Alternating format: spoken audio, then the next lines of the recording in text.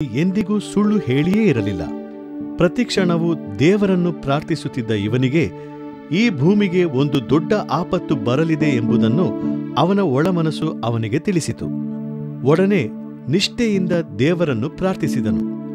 ದೇವರು ಮಾತಾಡುವುದಕ್ಕಾಗಿ ಅವನನ್ನು ಕರೆದನು.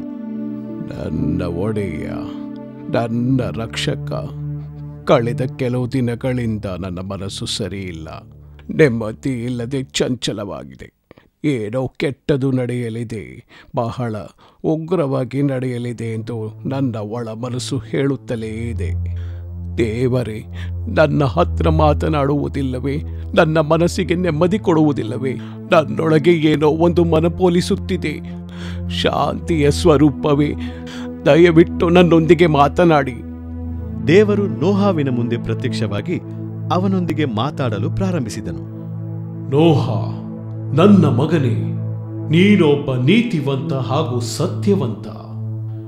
ನೀನು ಬಹಳ ಕರುಣೆಯುಳ್ಳವನು ಹಾಗೂ ನಿಷ್ಕಳಂಕವಾದ ವ್ಯಕ್ತಿ. ನೀನು ಎಲ್ಲರ ಜೊತೆ ಪ್ರೀತಿಯೊಂದಿಗೆ ಇದ್ದೀಯ. ನೀನು ಯಾರಿಗೂ ಹಾನಿ ಉಂಟು ಮಾಡುವುದಿಲ್ಲ, ಆದರೆ ಎಲ್ಲರೂ ನಿನ್ನಂತೆ ಇಲ್ಲ. ನಾನು ಭೂಮಿಯನ್ನು ಆತ್ಮಸ್ಪರ್ಶನೆಯಿಂದ ಸೃಷ್ಟಿ ಮಾಡಿದೆ. ಎಲ್ಲರೂ ಸಂತೋಷವಾಗಿ ಬಾಳಬೇಕೆಂದು ಎಣಿಸಿದೆ. ಆದರೆ ಎಲ್ಲಿ ನೋಡಿದರೂ ಕಷ್ಟಗಳು ತುಂಬಿ ಇದೆ. ಒಬ್ಬರನ್ನು ಒಬ್ಬರು ಕೊಲ್ಲುವ ಮಟ್ಟಿಗೆ ಅವರಿಗೆ ದುರಾಶೆ ಹಾಗೂ ಅಹಂಕಾರ ತುಂಬಿ ಇದೆ. ಸೇಡು, ಮರಣ, ಕೊಲೆ, ದರೋಡೆ, ನೀತಿ ನಿಯಮ ಇಲ್ಲದ ಜೀವನ ಬಾಳುವವರು ಇಂತಹ ಜನರನ್ನು ಇನ್ಮೇಲೆ ನೋಡಲು ನಾನು ಇಚ್ಛಿಸುವುದಿಲ್ಲ. ಹುಟ್ಟಲಿರುವ ಮಗು ಅಥವಾ ಹುಟ್ಟಿದ ಮಗುವಿನ ಮೇಲೆ ಇದು ಪರಿಣಾಮ ಬೀರುತ್ತದೆ. ಈ ಸ್ಥಿತಿ ಮುಂದುವರೆಯಲು ನಾನು ಅನುಮತಿ ಕೊಡುವುದಿಲ್ಲ. ಇದಕ್ಕೆ ಒಂದು ಪೂರ್ಣ ವಿರಾಮ ಇಡಲು ನಾನು ತೀರ್ಮಾನಿಸಿದ್ದೇನೆ. ನನ್ನಿಂದ ಜೀವ ಪಡೆದ ಪ್ರತಿಯೊಂದು ಜೀವರಾಶಿಯನ್ನು ನಾನು ನಾಶ ಮಾಡುತ್ತೇನೆ. ನಾನು ಈ ಭೂಮಿಯನ್ನು ಸುರುಟ್ಟಿ ಬಿಡುತ್ತೇನೆ. ನನ್ನ ದೇವ, ದಯವಿಟ್ಟು ಇಂತಹ ಬಿರುಸಾದ ಮಾತನ್ನು ತಮ್ಮ ನಾಲಿಗೆಯಿಂದ ಹೇಳಬೇಡಿ. ಯಾಕೆಂದರೆ ಎಂದಿಗೂ ನೀವು ಪ್ರೀತಿಯನ್ನು ನೀಡುವವರಾಗಿದ್ದೀರಿ. ನಾವು ಬಾಳುವುದಕ್ಕೆ ಜೀವ ಕೊಟ್ಟ ಉನ್ನತವಾದವರು ನೀವೇ. ನಮ್ಮನ್ನು ನಾಶ ಮಾಡಬೇಕು ಎಂದು ನೀವೇ ಎಣಿಸಿದರೆ ಸೃಷ್ಟಿ ಮಾಡಿದಕ್ಕಾಗಿ ಅರ್ಥವಿಲ್ಲದೆ ಆಗಿಬಿಡುತ್ತದೆ. ಈ ಲೋಕವನ್ನು ಕಂಡು ಅನುಭವಿಸಲು ಮಾನವನು ಖಂಡಿತ ಇರಬೇಕು. ಕೆಲವು ದುಷ್ಟ ಮಾನವರಿಗಾಗಿ ಬೇರೆಲ್ಲ ಜೀವರಾಶಿಗಳು ನಾಶವಾಗಬೇಕೆ?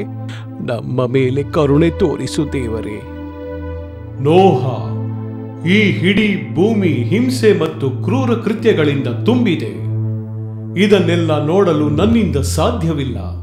ನಮ್ಮ ಮೇಲೆ ಕರುಣೆ ತೋರಿಸು ದೇವರೇ. ನನ್ನ ಬಗ್ಗೆ ನನಗೆ ಚಿಂತೆ ಇಲ್ಲ. ನಾನು ಸಾಯುವುದಕ್ಕಾಗಿ ಸಿದ್ಧನಾಗಿದ್ದೇನೆ. ನಮ್ಮ ಕಾಲದ ನಂತರ ಭವಿಷ್ಯದ ಸಂತತಿ ಬಗ್ಗೆನೇ ನನಗೆ ಚಿಂತೆ. ತಮ್ಮ ಈ ಎಣೆಯಿಲ್ಲದ ಪ್ರಕೃತಿ ಸೃಷ್ಟಿಯನ್ನು ನೋಡಿ ಅನುಭವಿಸಲು ಇನ್ನು ಹಲವಾರು ತಲೆಮಾರುಗಳ ಜನರು ಈ ಭೂಮಿಯಲ್ಲಿ ಬೇಕು. ನನ್ನ ದೇವರೇ, ದಯವಿಟ್ಟು ಶಾಂತರಾಗಿ ನನ್ನ ದೇವರೇ. ನೋಹ, ಒಳ್ಳೆಯವನಾಗಿರುವ ಜೀವವನ್ನು ಮಾತ್ರ ನಾನು ಕಾಪಾಡುತ್ತೇನೆ. ನಾನು ಹೇಳುವುದನ್ನು ಕೇಳಿ ಅದರಂತೆಯೇ ನಡೆದುಕೋ. ಒಂದು ಮರದಿಂದ ಒಂದು ನಾವೆಯನ್ನು ಅಥವಾ ಒಂದು ಚಿಕ್ಕ ಹಡಗನ್ನು ತಯಾರಿಸು. ಅದರೊಳಗೆ ಕೋಣೆಗಳನ್ನು ಮಾಡು. 300 ಮೊಳ ಉದ್ದ, 50 ಮೊಳ ಅಗಲ, 30 ಮೊಳ ಎತ್ತರವಾಗಿರಬೇಕು. ಆ ನಾವೆಯಲ್ಲಿ ಒಂದು ಕಿಟಕಿ ಮತ್ತು ಒಂದು ಬಾಗಿಲು ಇರುವಂತೆ ಮಾಡು. ನಾವೇ 3 ಅಂತಸ್ತುಗಳಲ್ಲಿ ಇರಲಿ. ನಾನು ಜಲಪ್ರಳಯವನ್ನು ತಂದು ಭೂಮಿಯನ್ನು ನಾಶ ಮಾಡುತ್ತೇನೆ. ಆದರೆ ನೀನು, ನಿನ್ನ ಹೆಂಡತಿ, ನಿನ್ನ ಮಕ್ಕಳು ನಿನ್ನಿಂದ ರಕ್ಷಿಸಲ್ಪಡುತ್ತಾರೆ. ನೀನು ನಾವೆಯಲ್ಲಿ ತರುವ ಪ್ರತಿಯೊಂದು ಜೀವಿಯಲ್ಲೂ ಒಂದು ಗಂಡು ಒಂದು ಹೆಣ್ಣು ಇರಬೇಕು. ಆಗಲೇ ತನ್ನ ಜಾತಿ ಅಭಿವೃದ್ಧಿಗೊಳಿಸಿ ಜೀವ ಪಡೆಯಲು ಸಾಧ್ಯ. ಅವರೆಲ್ಲರಿಗೂ 40 ಅಥವಾ ಹೆಚ್ಚು ದಿನಗಳಿಗೆ ಬೇಕಾದ ಆಹಾರವನ್ನು ನೀನು ನಿನ್ನ ನಾವೆಯಲ್ಲಿ ನೀನು ತರುವ ಜೀವರಾಶಿಗಳಿಗಾಗಿ ತುಂಬಿಸಿ ತಯಾರಾಗಿರು. ಪ್ರೀತಿಯ ಆಕೃತಿಯಾದ ನನ್ನ ದೇವರೇ, ತಮ್ಮ ಅಪರಿಮಿತ ದಯೆಗಾಗಿ ಬಹಳ ಕೃತಜ್ಞತೆಗಳು.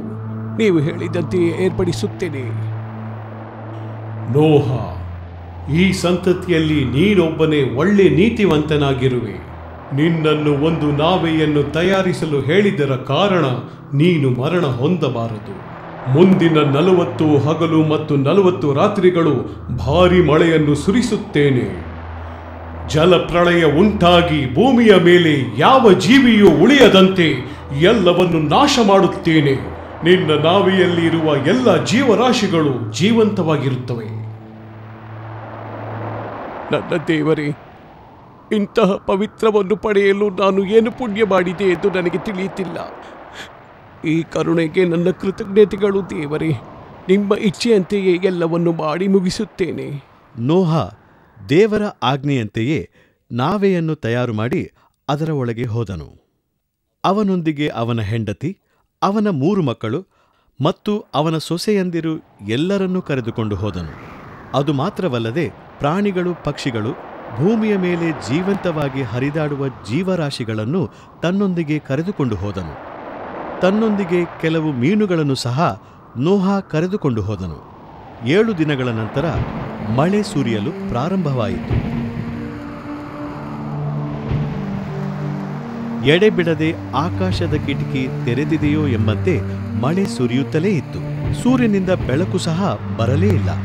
ಮೋಡಗಳು ದಟ್ಟವಾಗಿ ಕಪ್ಪು ಬಣ್ಣದಲ್ಲಿ ಕಾಣಿಸಿ ಕತ್ತಲುಗೂಡಿತು. ನೆಲದಲ್ಲಿ ನೀರು ಬತ್ತಿ ಹೋಗಲು ದಾರಿನೇ ಇರಲಿಲ್ಲ. ಸಮುದ್ರದ ನೀರು ಪ್ರವಾಹವಾಗಿ ನೆಲಪ್ರದೇಶದ ಮೇಲೆ ಹರಡಿತು. ಮರಗಳು ಬೇರೊಂದಿಗೆ ಬಿದ್ದು ಎಲ್ಲರ ಮನೆಯೊಳಗೆ ನೀರು ಪ್ರವೇಶಿಸಿ ಜನರು ವಾಸಿಸಲು ಮನೆಯಿಲ್ಲದೆ ಕಷ್ಟಪಟ್ಟರು. 40 ದಿನಗಳು ಎಡೆಬಿಡದ ಮಳೆಯ ಮಹಾಜಲಪ್ರಳಯದಿಂದ ಎಲ್ಲ ಜೀವರಾಶಿಗಳು ಮುಳುಗಿ ಹೋದವು. ನೋಹಾವಿನ ನಾವೆ ಮಾತ್ರ ನೀರಿನಲ್ಲಿ ಮುಳುಗಿ ಹೋಗದೆ ತೇಲುತ್ತಿತ್ತು. ದೊಡ್ಡ ಎತ್ತರವಾದ ಬೆಟ್ಟಗಳು ಸಹ ನೀರಿನಲ್ಲಿ ಮುಳುಗಿ ಹೋದವು. ಪಶುಗಳು, ಹರಿದಾಡುವ ಕ್ರಿಮಿಗಳು, ಪಕ್ಷಿಗಳು, ಮೀನುಗಳು ಎಲ್ಲವೂ ಸತ್ತು ಹೋಯಿತು. ನೋಹನೊಂದಿಗೆ ಇದ್ದ ಜೀವರಾಶಿಗಳು ಮಾತ್ರವೇ ಜೀವಂತವಾಗಿದ್ದವು. ಭೂಮಿಯ ಮೇಲೆ ನೆಲಪ್ರದೇಶದಲ್ಲಿದ್ದ ನೀರು ಬತ್ತಿ ಹೋಗಲು 150 ದಿನಗಳಾಯಿತು. ಎಲ್ಲವನ್ನೂ ಅರಿತ ದೇವರೇ, ಇನ್ನು ಕೋಪವಾಗಿದ್ದೀರಾ? ಕೋಪ ತಣಿಯಲಿಲ್ಲವೇ? ಸ್ವಲ್ಪ ನಮ್ಮ ಮೇಲೆ ಕರುಣೆ ತೋರಿಸು. ನಾವೆಯಲ್ಲಿರುವ ಎಲ್ಲ ಜೀವಿಗಳಿಗೂ ದಯವಿಟ್ಟು ಕರುಣೆ ತೋರಿಸು. ನಾವೆಯಲ್ಲಿರುವ ನೋಹ ಮತ್ತು ಅವನ ಕುಟುಂಬ, ಪ್ರಾಣಿಗಳು ಮತ್ತು ಇತರ ಜೀವಿಗಳ ಬಗ್ಗೆ ದೇವರು ನೆನಪು ಮಾಡಿಕೊಂಡಿದ್ದನು. 150 ದಿನಗಳ ನಂತರ ನೆಲಪ್ರದೇಶದಲ್ಲಿ ತೇಕಿದ್ದ ನೀರೆಲ್ಲವನ್ನು ಗಾಳಿಯಿಂದ ಹರಡಿಸಿ ಬತ್ತಿ ಹೋಗುವಂತೆ ಮಾಡಿದನು. ಮಳೆ ನಿಂತು ಬಿಟ್ಟಿತು. ಕೊನೆಗೆ ನಾವೇ ಚಲಿಸಲು ಪ್ರಾರಂಭಿಸಿ 7 ತಿಂಗಳು 17 ದಿನಗಳ ನಂತರ ಅರಾರಟ್ ನಾಡಿನ ಒಂದು ಬೆಟ್ಟದ ಮೇಲೆ ನಿಂತುಕೊಂಡಿತು. ಮಳೆ ನಿಂತು ಬಿಡಿತು. ಇನ್ನು ಮೇಲೆ ಭಯವಿಲ್ಲ. ನಾವೆಲ್ಲರೂ ಸುರಕ್ಷಿತರಾದೆವು. ಮತ್ತೆ ಈ ಭೂಮಿ ಸುಂದರವಾಗಿ ಕಾಣಿಸುತ್ತದೆ. ಎಲ್ಲ ಜೀವರಾಶಿಗಳು ಮತ್ತೆ ಈ ಭೂಮಿಗೆ ಬರುತ್ತವೆ. ನೋಹ ತಾನು ತಯಾರಿಸಿದ ನಾವೆಯ ಕಿಟಿಕಿಯನ್ನು ತೆರೆದು ನೋಡಿದನು. ಆಗ ನಂಬಿಕೆಯ ಕಿರಣದಂತೆ ಪೂರ್ವ ದಿಕ್ಕಿನಿಂದ ಸೂರ್ಯನು ತನ್ನ ಬೆಳಕಿನ ಕಿರಣಗಳನ್ನು ಪ್ರಸಾರ ಮಾಡುತ್ತಿತ್ತು. ನೋಹ ಬಹಳ ಆತ್ಮತೃಪ್ತಿಯನ್ನು ಪಡೆದನು. ನೋಹನಿಗೆ ಅವನ ಸಂತೋಷವನ್ನು ದೇವರ ಬಳಿ ಹೇಗೆ ತೋರಿಸುವುದು ಎಂದು ತಿಳಿಯಲಿಲ್ಲ. ನನ್ನ ಪ್ರೀತಿಯ ದೇವರೇ, ಇದುವರೆಗೂ ನೀವು ಇಷ್ಟು ಕೋಪಿಸಿಕೊಂಡು ನಾವು ನೋಡಿಲ್ಲ. ತಮ್ಮ ಈ ಪ್ರೀತಿ ಕರುಣೆಯನ್ನು ಪಡೆಯಲು ನಾವು ಬಹಳ ಅದೃಷ್ಟವಂತರು. ನಾನು ರಕ್ಷಿಸಲ್ಪಟ್ಟೆ. ದೇವರೇ, ಎಲ್ಲ ಜೀವಿಗಳು ರಕ್ಷಿಸಲ್ಪಟ್ಟಿವೆ. ದೇವರೇ, ನಿಮ್ಮ ಕೋಪವನ್ನು ಎದುರಿಸಲು ಯಾರಿಂದಲೂ ಸಾಧ್ಯವಿಲ್ಲ. ನನ್ನೊಡನೆ ಇರುವ ಜೀವರಾಶಿಗಳಿಗೆ ದಯೆ ತೋರಿಸಿ. ಅವುಗಳು ಈ ಭೂಮಿಗೆ ನಿಮ್ಮಿಂದ ಕರೆದು ಬಂದಿರುವೆ. ನಾವೆಲ್ಲರೂ ಬೇಡಿಕೊಳ್ಳುವುದು ನಿಮ್ಮ ಪ್ರೀತಿಗಾಗಿ ಮಾತ್ರವೇ. ನೋಹ, ನಿನಗಾಗಿ ಮಾತ್ರವೇ ಈ ಭೂಮಿಯನ್ನು ನಾಶ ಮಾಡದೆ ಮತ್ತೆ ಜನಿಸುವುದಕ್ಕಾಗಿ ಬಿಟ್ಟಿದ್ದೇನೆ. ಎಲ್ಲರೂ ಸಂತೋಷವಾಗಿ ಬಾಳಿರಿ. ನಿಮ್ಮೆಲ್ಲರಿಗೂ ನನ್ನ ಆಶೀರ್ವಾದಗಳು. ಬಹಳ ಧನ್ಯವಾದಗಳು ನನ್ನ ಪ್ರೀತಿಯ ದೇವರೇ. ನೋಹನು ನೆಲ ಒಣಗಿದೆಯೇ ಎಂಬುದನ್ನು ತಿಳಿಯುವುದಕ್ಕಾಗಿ ಒಂದು ಕಾಗೆಯನ್ನು ಹೊರಗೆ ಬಿಟ್ಟನು. ಅದು ಹಿಂತಿರುಗಿತು. ಕೆಲವು ದಿನಗಳ ನಂತರ ಒಂದು ಪಾರಿವಾಳವನ್ನು ಬಿಟ್ಟನು. ಅದು ಹಾರಿ ಹೋಗಿ ಎಲ್ಲಿಯೂ ತನ್ನ ಕಾಲನ್ನು ಇಡಲು ಸಾಧ್ಯವಾಗಲಿಲ್ಲ. ಇದರಿಂದ ನೀರು ಇನ್ನೂ ಬತ್ತಲಿಲ್ಲ ಎಂದು ಅರಿತ ನೋಹ ಪಾರಿವಾಳವನ್ನು ಹಿಡಿದು ಮತ್ತೆ ನಾವೆಯಲ್ಲಿ ಬಿಟ್ಟು ತಾಳ್ಮೆಯಿಂದ ಇನ್ನೂ 7 ದಿನಗಳು ಕಾದಿದ್ದನು. ಮತ್ತೆ ಒಂದು ದಿನ ಹೊರಗೆ ಬಿಟ್ಟ ಪಾರಿವಾಳ ಹಿಂತಿರುಗಿದಾಗ ಅದರ ಕೊಕ್ಕಿನಲ್ಲಿ ಆಲಿವ್ ಮರದ ಎಲೆ ಇರುವುದನ್ನು ನೋಡಿ ನೋಹ ಭೂಮಿಯಲ್ಲಿ ನೆಲ ಒಣಗಿದೆ ಎಂಬುದನ್ನು ಅರಿತನು. ಆದರೂ ಇನ್ನೂ 7 ದಿನಗಳ ನಂತರ ನೋಹ ಪಾರಿವಾಳಗಳನ್ನು ಮತ್ತೆ ಹಾರಕ್ಕೆ ಬಿಟ್ಟನು. ಆದರೆ ಅದು ಈ ಸಲ ಹಿಂತಿರುಗಿ ಬರಲಿಲ್ಲ.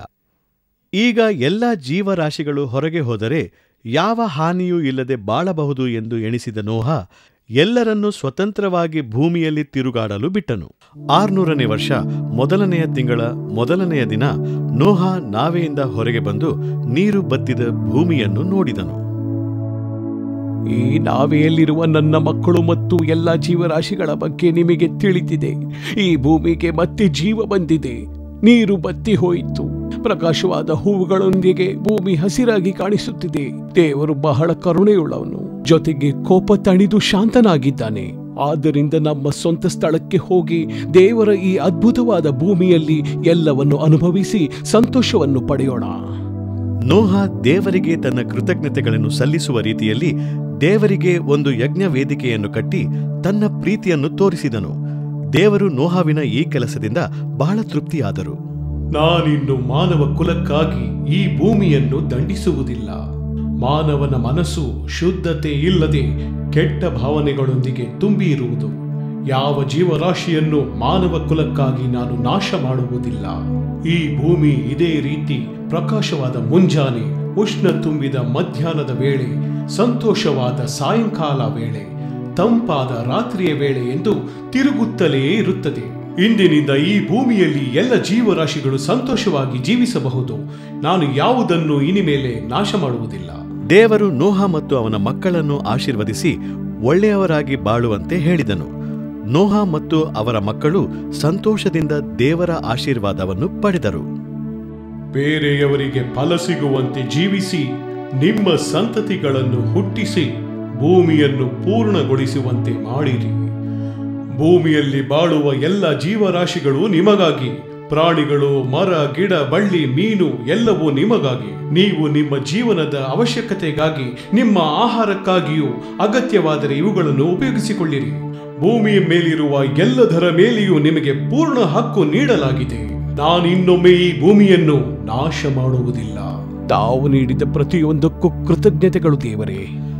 ನಾವೆಯಿಂದ ಪ್ರಾಣಿಗಳು, ಪಕ್ಷಿಗಳು, ಹರಡುವ ಕ್ರಿಮಿಗಳು ಅಂತ ಎಲ್ಲವನ್ನೂ ಈ ಭೂಮಿಗೆ ತಂದನು. ಅವು ಎಲ್ಲವೂ ಬಹಳ ದಿನಗಳ ನಂತರ ಸೂರ್ಯನ ಬೆಳಕನ್ನು ನೋಡಿ ಬಹಳ ಸಂತೋಷಪಟ್ಟವು.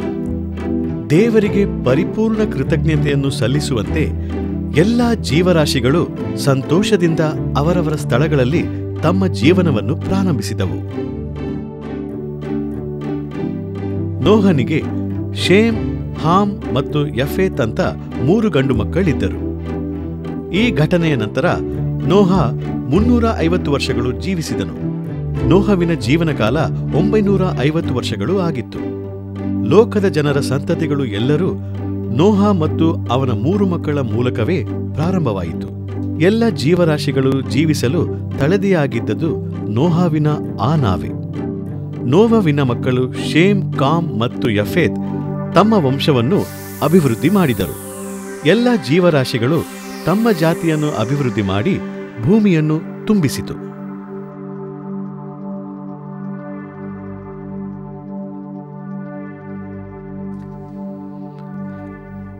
ಭಕ್ತಿಯೊಂದಿಗೆ ಪ್ರೀತಿಯನ್ನು ಪಡೆಯಲು ಒಬ್ಬ ಉನ್ನತನಾಗಿರಬೇಕೆನ್ನುವುದಿಲ್ಲ.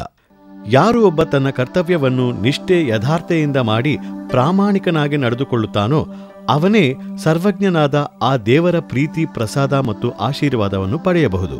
ನೋಹ ನಿಜವಾದ ದೇವರ ಭಕ್ತ, ನೀತಿವಂತ ಹಾಗೂ ಒಳ್ಳೆ ಗುಣವಂತನಾಗಿದ್ದರಿಂದ ಈ ಭೂಮಿಯನ್ನು ಅಳಿವಿನಿಂದ ಕಾಪಾಡಿ ಎಲ್ಲ ಜೀವರಾಶಿಯನ್ನು ಕಾಪಾಡಿದನು ಎಂಬುದಕ್ಕೆ ಈ ನಿಜ ಕಥೆ ಒಂದು ಅತ್ಯುತ್ತಮ ಉದಾಹರಣೆಯಾಗಿ ವಿವರಿಸುತ್ತದೆ.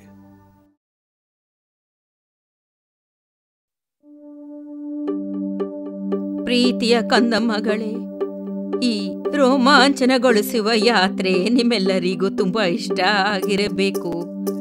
ನೀವು ಈ ಯಾತ್ರೆಯಲ್ಲಿ ಸಮುದ್ರ, ಪರ್ವತ, ಮರಳು ಭೂಮಿ, ವಿಧ ವಿಧವಾದ ಪ್ರಾಣಿಗಳು, ಪಕ್ಷಿ ಹಾಗೂ ಮೀನುಗಳನ್ನು ನೋಡಿದ್ರಿ.